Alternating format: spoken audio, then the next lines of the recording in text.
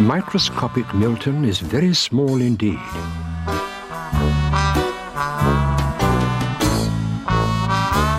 He lives in a clock on the mantelpiece in the parlour of a house that belongs to a lady named Mrs. Witherspoon.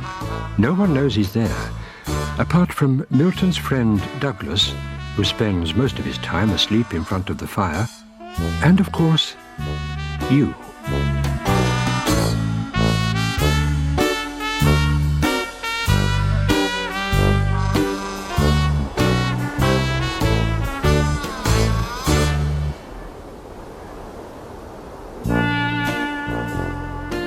Microscopic Milton and his best friend Douglas were playing in the snow.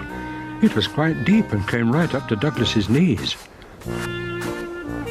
When Milton stepped onto it, he disappeared completely. Suddenly, Mrs. Witherspoon appeared and Milton kept out of sight. She had just baked yet another batch of mince pies. "I'm not sure that I've made enough," she said. "You just don't know when someone may call in for a cup of tea." And off she went to buy flour and sugar so that she could make even more. "Keep an eye on things, Douglas," she called, "and when I get back, one of those pies will be yours." Douglas loved mince pies. "Let's find somewhere to play where the snow's not so thick," shivered Milton. "What's that strange noise?" said Milton. "It's coming from that hole in the oak tree."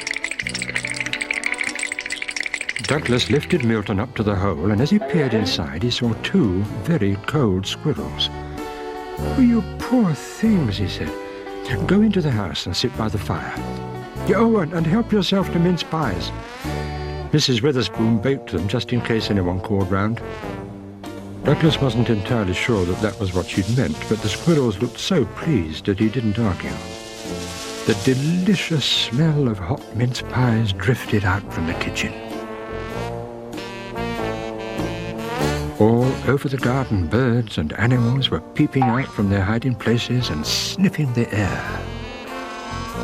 They all looked so cold and hungry, thought Milton, and before Douglas could stop him, he'd invited every last one of them into the house.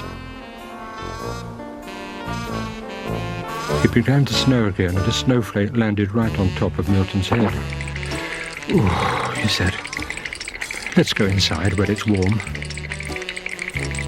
When Milton and Douglas opened the parlour door, they couldn't believe their eyes. Their room was completely full of animals and birds of all shapes and sizes, and they all looked very happy indeed now that they were warm and full of Mrs. Witherspoon's delicious mince pies. Milton was very pleased with himself, but Douglas was beginning to get rather worried. The house was full of wildlife, and all the mince pies were gone. "Oh, no," thought Douglas. Milton and Douglas quickly rounded up the animals and led them into the garden. The squirrels hopped back into their hole in the oak tree just as Mrs. Witherspoon opened the garden gate. "I've just seen two squirrels," she said to Douglas as she came into the kitchen. "You don't usually see much wildlife at this time of year." "You should have been here 2 minutes ago," thought Douglas. Mrs. Witherspoon put down her shopping. "Now, Douglas," she said, "I promised you a mince pie, didn't I?" To her surprise, they were all gone. Not even a single crumb was left. "Well," she said, "it looks as if you've had more than your fair share already, you greedy dog."